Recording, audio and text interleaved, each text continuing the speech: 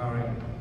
Okay, so people know what Jupyter is here. Who doesn't? Who knows what? All right. So you need to tell us because we have conversations around this in the community and in the team all the time, and nobody's agreed. But I'm going to talk about a few things it is. One is it's the IPython kernel. This is the oldest part of it. This is the interactive REPL that is very popular. It's been used in data science for a while. And it's like 15, 16 years old. I don't know. People usually use this from the terminal. And then there's the classic Jupyter Notebook. This is what a lot of people mean when they say Jupyter. They're like, I'm using Jupyter.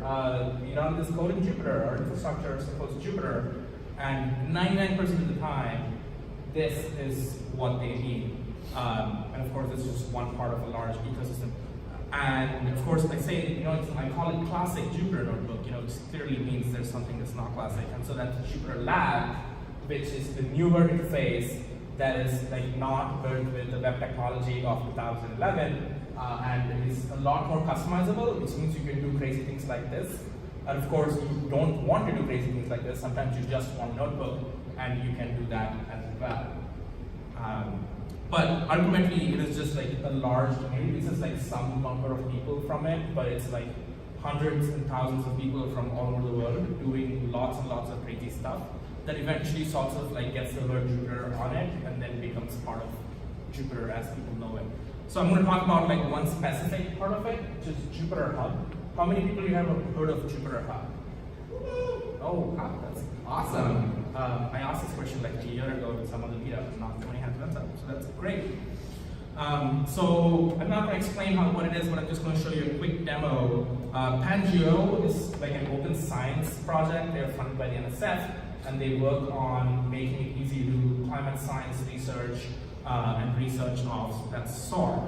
And they use the JupyterHub, and I'm just going to use them to show you a very quick demo of how JupyterHub works. So sign in with GitHub, which is what they've chosen to use. You can use whatever identity provider you want. So I'm going to sign in. I already signed in, so it's not going to ask me anything. And here, they've customized it to offer me two options. You can have as much as you want. And here, it's just like, I can get 2 cores or 4 cores. People can customize this with like, you have to be a member of this organization, get these options, or whatever. But in this case, it's just like, sure, I'll get a small node, and then I click spawn, and hopefully, it will get me onto a Jupyter Notebook where I have that much on the ground at some point, whenever it makes sense.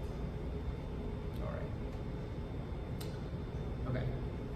I think that's going to take a minute. I just started up just before the talk, but the cloud autoscaler is it wants to save costs a lot, so I think it shut me down before I could give the talk. Trust me, that's going to show up. All right, I'm just going to go on, but I will come back and show you.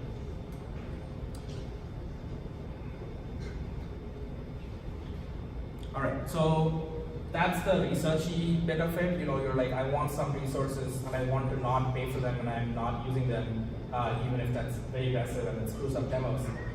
So that's like, I think, a very common use case for JupyterHubs. That's how like we see a lot of people use it when people come to us for support questions. That's the kind of stuff that they're trying to do. But of course, at Berkeley, we're using it primarily for pedagogy and teaching people stuff. And this is from the last semester. This is UC Berkeley's Data 8 course. This is the introductory node prerequisites, like data science course that is taken by like people who majored like all kinds of things. It's not like predominantly CS anymore. And this is like, I think this semester it's 1,300 people in that class. And this is last semester. This is I think the biggest hall that Berkeley has available, where like the file marshal like limit is 850, and they fill it up all the time, and they have TAs acting as bouncers outside.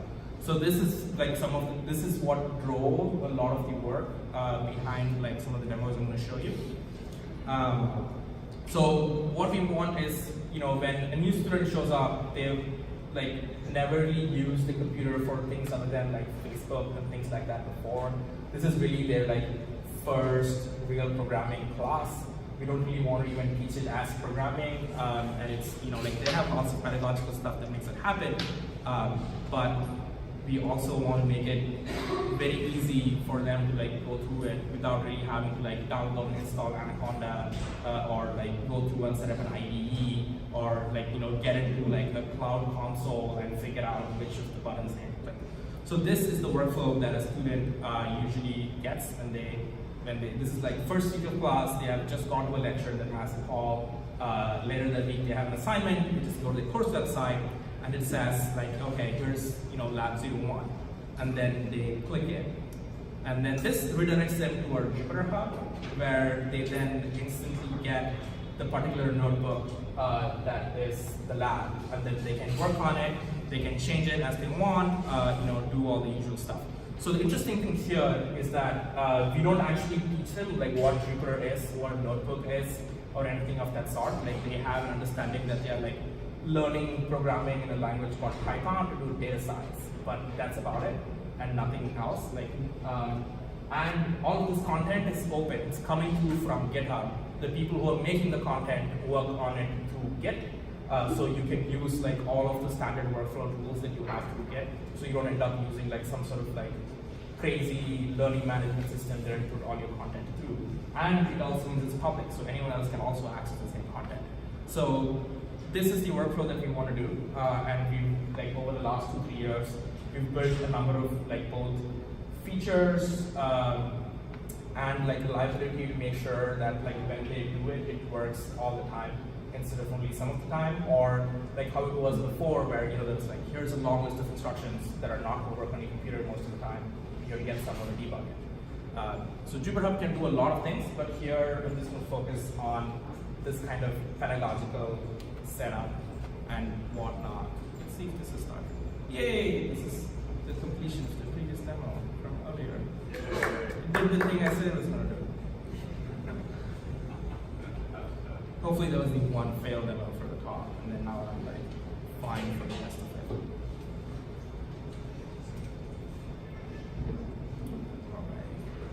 All right, so that's running on top of Kubernetes. How many people here know of Kubernetes? Okay. How many people have run anything on it? Okay, that's cool. So we run our stuff on Kubernetes. Like lots of people use it. It needs to run on, like we run on Google, we run on Microsoft, we run wherever people give us free credits, and Kubernetes is great for that. But we need it because I think last semester, like this semester, 5,600 students have used it, and they rely on it for their assignments, for their labs, and for everything. So it makes sense for us at Berkeley. But lots and lots of universities and small like groups of people who are training and doing all kinds of pedagogical stuff want that workflow, but without having to basically like learn and run Kubernetes, right? Like you want to be, you're probably like a common support request or workflow we get is like, I am a small, like I'm a lecturer, I have a class of like 60 people or 70 people that I want to like teach something like this to, and I am like pretty good at doing data science, but I don't want to be like systematically doing something, and I can go ask our IT department, but they will basically like tell me to come back in like a year, and like they are too oversubscribed to support. And we're like, most people don't need all of this. You're not going to have 5,000 users. You have a much less number of users. And we need to have something of a distribution. Like the way we think of this is like these individual components like JupyterHub, the notebook, are sort of like various bits of like a Linux distribution. And we've been over the last few years trying to form distributions of this. So 0 to JupyterHub, which is what I was showing earlier, is a distribution that we have set up that runs on top of Kubernetes. It's extremely flexible. People use it for like research deployments and like for large scale teaching, but we wanted like a smaller distribution that people can just like run very simply without having to know a bunch of stuff. So that's called the Littlest JupyterHub. And these were like some of the core things we wanted to make sure that it fit in, like based on like things that people asked us for. And first one is like no SSH fiddling. Like when you try to demo, not to demo, to like run people through the process of setting up a JupyterHub, so many people will just fail on getting SSH up and running. If you're on Windows, like okay, like at some point you just like stop trying. Like I'm not even going to try to get you SSH access. And even if you're on Linux, like you tell people, and they would like, oh cool, like I'll just mail you my private key. And like sometimes they are going to do it, and like I don't like want to be the person who has to spend time telling them why they shouldn't do that. So that was like point one, is like no SSH access needed, but of course you do have SSH access for the times you need it, just not like at the very beginning. And it's a little bit more opinionated. Like JupyterHub, you can configure it in like a million ways, and we don't want to support all of that. We want to like have like a core of like, we're going to make some choices for you, and then you can make choices on top of that. But if you are fundamentally going to configure it differently, then here are the pieces you can put together your own thing, not whatever. And predictable costs. So this is the great thing with Kubernetes and other flexible environments, is you can be like, yeah, spin up a new node when we need it, and shut it down when you don't need it. But then that means if someone comes and asks you how much is this going to cost in like a month, you can't really give them a straight answer. You can at best give them a super vague estimate that you're like extremely likely to not need. Like large companies and startups find it hard to like estimate cloud cost usage, and smaller ones just like have no hope. So that's like, we want to be able to say like, if you use this, it's going to cost you this much. Because in a lot of cases, in a lot of universities, this is coming out of people's pockets. Because going through bureaucracy is hard and takes a lot of time. And again, no IT departments. IT departments in university are great, but they usually have no money, no time, and no people, and often like no new enough technology. At best, they'll give you a VM. And so we wanted to make sure that we didn't depend on IT departments for anything.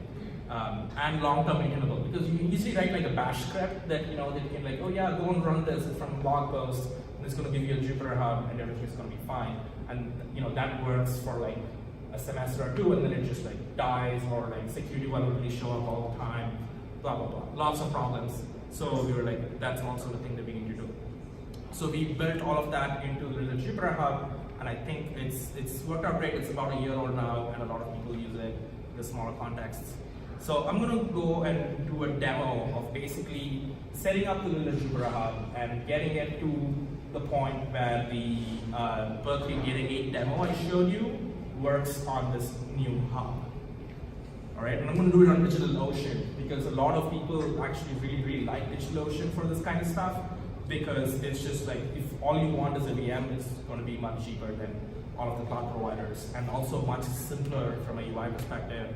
If you're like never used any of these other things before, and even otherwise. All right, so I've logged into okay, so this is the website. It's just the Littlest JupyterHub.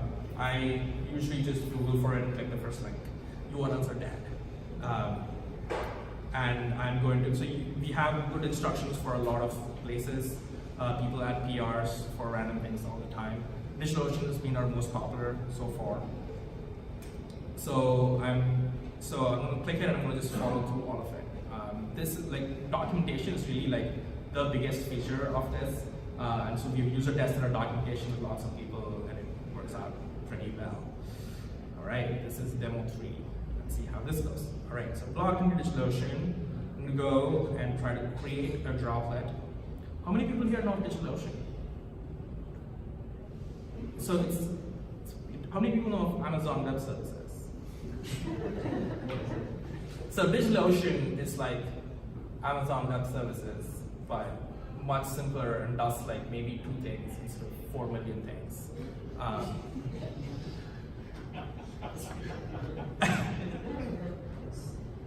All right, okay. So I'm gonna see, this is like, now they have 1, 2, 3, 4, 5, 6, 7, 8 things. And like a year or 2 ago, they only had like 2 things there. But this is still much smaller than like AWS and how many number of things. Anyway, so I'm going to create a droplet, which is what they call like a virtual machine, because it's an ocean and we have cute names. All right, and then I'm going to be back here, and it says choose an image.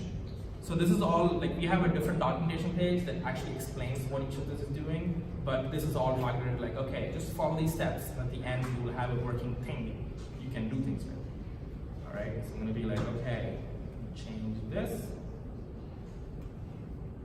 and it tries to push me onto the $40 a month, but no, I'm gonna take $5 a month option, which you can, and then do not need backups. Nobody needs backups, especially if you're doing pedagogical work. All right, San Francisco, right, sorry. So this all has this, it's like, just scroll through, and it says, when it comes to select additional options, select user data. And then it basically then says, copy paste this in there. So this is gonna cause a lot of people, like, a lot of pain. It's just basically like taking a random script off the internet and running it as root. Which is clearly like the thing you should be doing in your local computers all the time, especially if you are like an administrator for a university. I highly recommend doing this all the time. Do all the things. All right. Okay. So if you read through the text, and we have a note there, which is basically like, yeah, if you want to understand what this is, we try to put a stronger worded note in there, but people are confused, so we decided not to tell them about it. So I'm going to give it like an admin username, which is in this case going to be me. All right.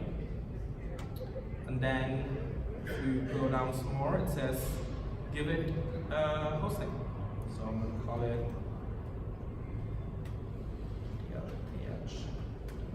PH1.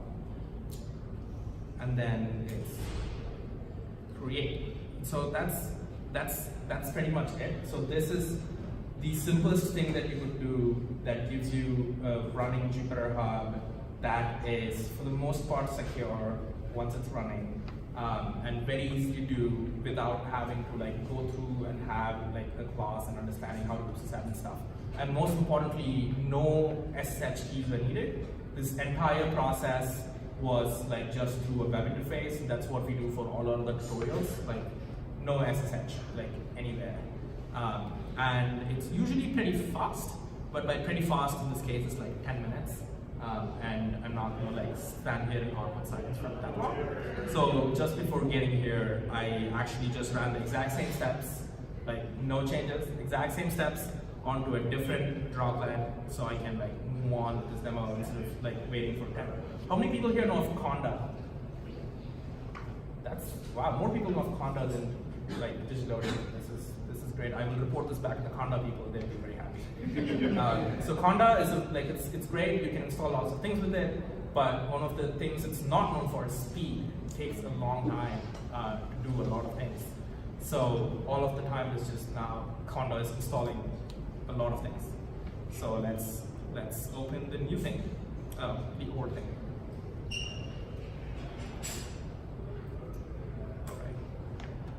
Right, so if I go here, this gives me an empty JupyterHub.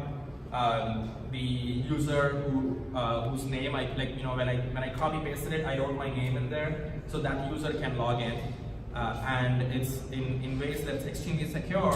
The login password is set the very first time you log in out of this URL. So.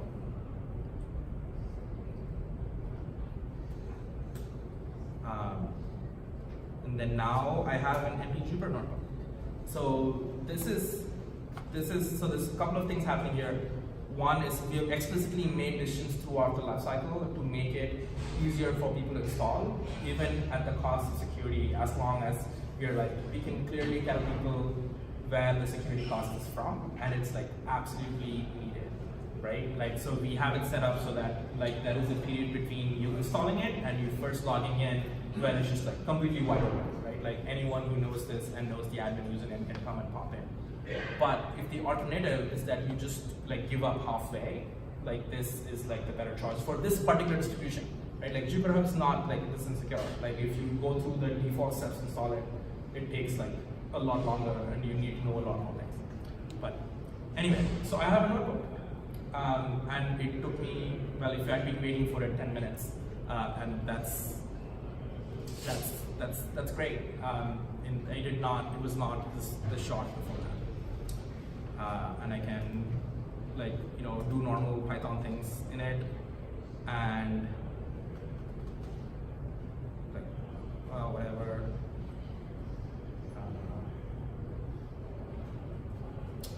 And I can also, so the important thing here is this is multi-user, right? Like it's not just like for me.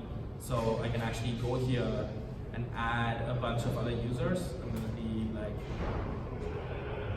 some student. And then I'm going to open an incognito window.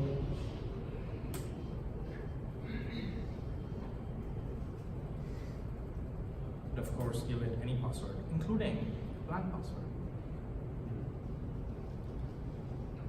You can change the authentication to be not use case. So now we have 2 users, and you can have basically as many users as you want.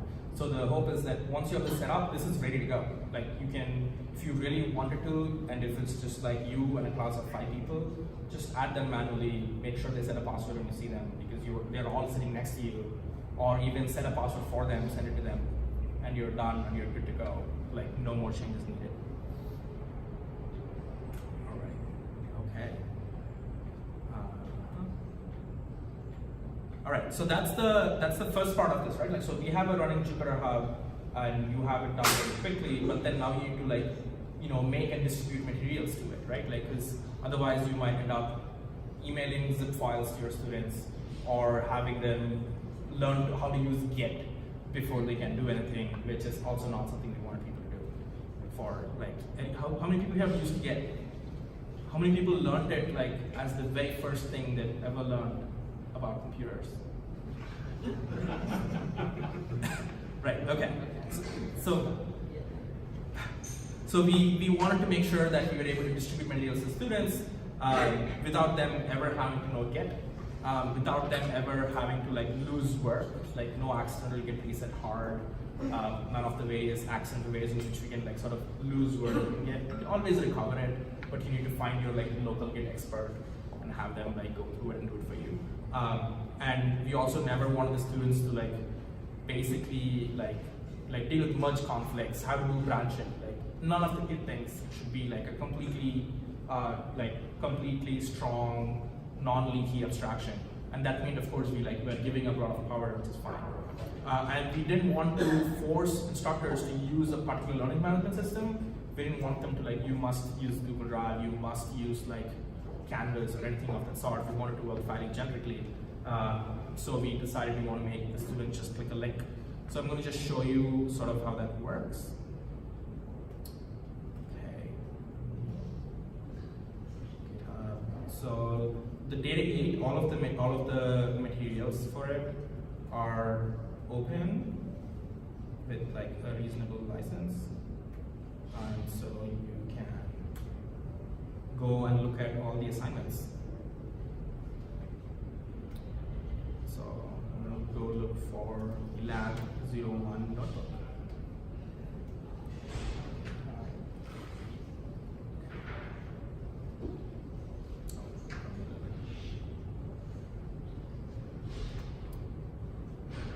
All right, so this is the notebook I want. So I'm going to try. So here is a small utility we have that basically makes us a link that when any student clicks it, will take them to the notebook we want to take them. Right, so I just filled it in. Like it's just, this is the URL of the hub. This is the repository that we wanted, and then this is the exact file we want them to open. Right, and so from an instructor's perspective, now I have this link that's generated to any student. And I can just mail it to them, put it in the course website like we did otherwise, or whatever method. Like sending links to people is not very hard, and there's like always like prior existing infrastructure that lets you do it. So I'm now going to go and just open that link up, and now this is actually Git cloning, and it'll like do any if there are any merge conflicts, because I might have. As a student, I might have opened this earlier, and I might have changed some code, and then the instructor actually realizes they made a mistake in the file and changed it. And we don't want like students to end up with a merge conflict there. And if you know anything about Jupyter Notebooks, they are like not plain text; they are like JSON, end up with merge conflicts all the time. So we made like a very open edition, which is to say, if a merge conflict happens, we will resolve it in the student's favor every single time. So, and this we do it line by line. So that means if the student has changed the same line that the instructor has changed, the students, we just like keep the student version. This is in practice not been a problem so far with like many thousand students like using it for now, because instructors know this and then they make sure that it doesn't change. And this means no merge conflicts, which is great. All right, so this is now my own personal copy of this. I can go and make changes to it. I can send it back. I can like, once I have done my instruction assignment, I can be collected. And of course, if I open an incognito window and then paste the same link, and I log in as some username, is that what I called it? No, some student, thank you.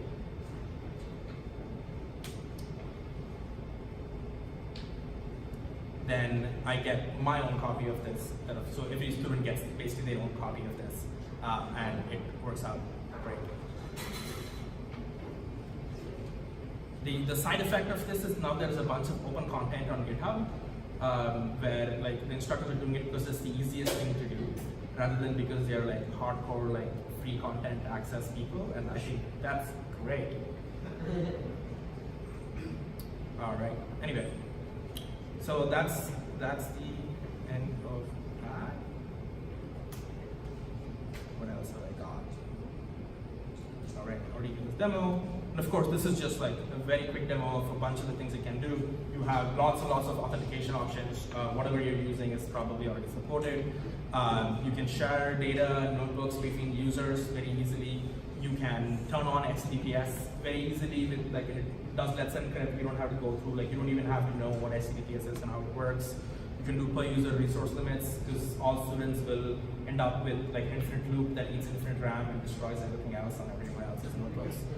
And the configuration is pretty easy. Like if you go through the docs and you're like, the default I want is JupyterLab. Okay, here's the line you run. So the other thing we want to avoid that's not just SSH was Vim. Because even once you get people to SSH, you're like, oh yeah, just edit this config file to the terminal. They're like lost, right? Like Nano, okay, a little bit, but still it's just like, does not work for people.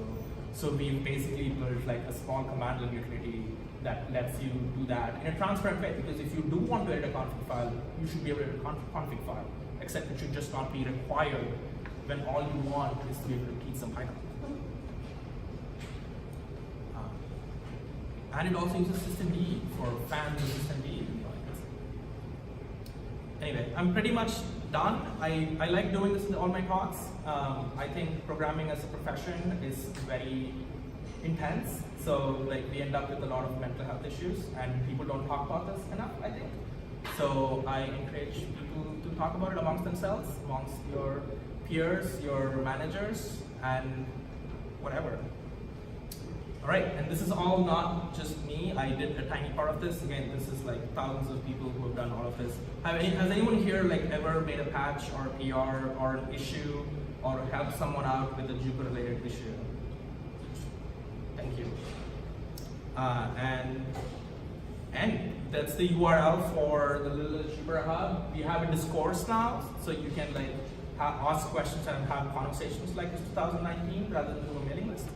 And that's my email. All right, thank you.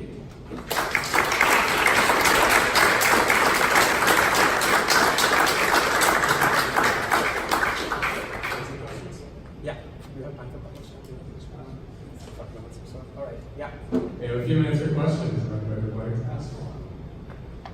So you first. All right, that's a great presentation.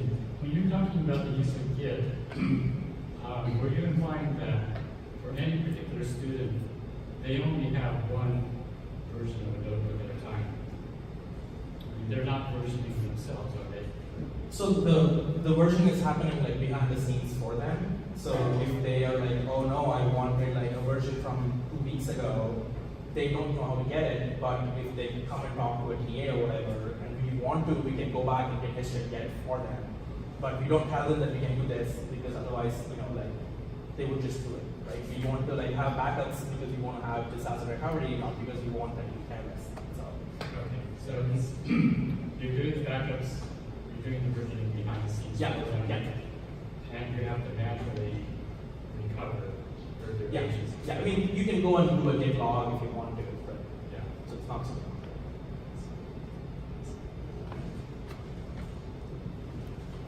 If you recommend any of Alan defining a Spark session for a notebook? Good question. So on the Littlest JupyterHub, you can basically only run local Spark sessions because it's like 1 VM. And what I tell people if they want to do Spark with this is to get a managed Spark thing on like whatever cloud provider you're doing, and then just connect to it. If you're running the Kubernetes version, then Spark as of 2.4 I think has very good Kubernetes support, and there is instructions online on how you can use Spark with that in a multi-tenant fashion. So if you use Kubernetes with JupyterHubs and then you create users, right, and your pod dies and it responds, your users are gone. So how do you deal with Your memory state is on, or? So like your JupyterHub pod dies, so it restarts because you have a restart policy, but your users are gone because. No, so if Jupyter itself, the users are not gone. As long as you configure it right. If the zero JupyterHub distribution, the configuration is set up correct, so you don't actually lose your users when the hub already starts, and it's not usually a problem. If you want, we can talk about that.